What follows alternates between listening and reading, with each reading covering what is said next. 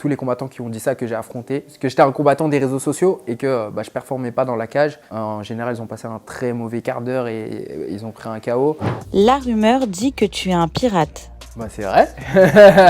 Pourquoi je suis un pirate? Eh bien déjà parce que je suis combattant de MMA, du coup je pars souvent dans d'autres pays pour aller affronter un adversaire ou une autre personne et l'objectif c'est de repartir en ayant tout pris, donc en ayant pris son public, son argent, etc. Un peu comme un pirate, je viens, on combat et en général on essaie de repartir avec le butin.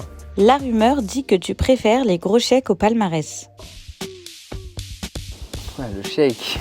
Ah, ça c'est une vraie rumeur. L'argent, ça fait tourner le monde, c'est très important. Donc l'argent avant le palmarès, mais en général, pour avoir l'argent, il faut aussi le palmarès, il faut gagner les combats, donc ça va un peu ensemble quand même.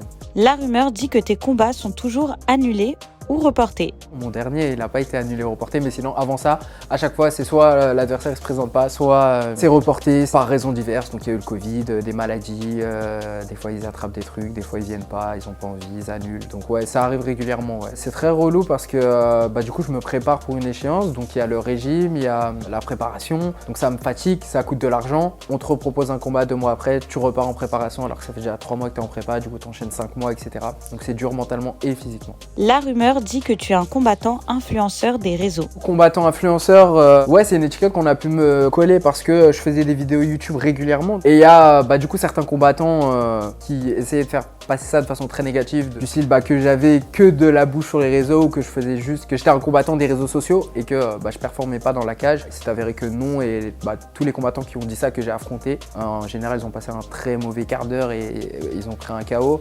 Il n'y a aucune corrélation entre faire du contenu sur internet et être bon dans la cage. La rumeur dit que tu n'as pas le niveau pour aller à l'UFC. Je vois quand même limité Morgane. Et je pense que c'est pas quelqu'un qui ira chercher la ceinture de l'UFC. Par rapport à cette déclaration, en fait, elle est arrivée à un moment de ma carrière, du coup, où j'étais sur 2 défaites et j'étais blessé à ce moment-là. Donc la déclaration, elle peut faire sens. Ma carrière, elle est montée très haut, puis on a eu des déconvenus et j'ai eu l'impression d'avoir déçu la terre entière. Beaucoup de gens ne parlaient plus de moi, en tout cas ils ne croyaient plus et m'enterraient très facilement, très rapidement, sans vraiment regarder ce que c'était que le MMA mondial, quels étaient les critères pour signer à l'UFC. Le grand public m'avait oublié, mais pas l'UFC, pas le Cage Warrior, pas les managers. Donc moi, pendant ce temps, j'ai juste continué à faire ce que je fais depuis 10 ans, m'entraîner, combattre, gagner. Moi, je savais que si j'enchaînais les victoires, je signerais à l'UFC. Du côté britannique, du côté américain, les gens ils savent qui je suis, donc c'est dommage qu'à ce moment-là la France ne savait pas. Je pense que ça va arriver. J'ai signé à l'UFC très récemment. On parle d'atteindre le meilleur niveau mondial en MMA, donc ça prend du temps. Et il suffit juste de ne pas lâcher ce que j'ai fait et puis au final on a prouvé le contraire, donc tant mieux.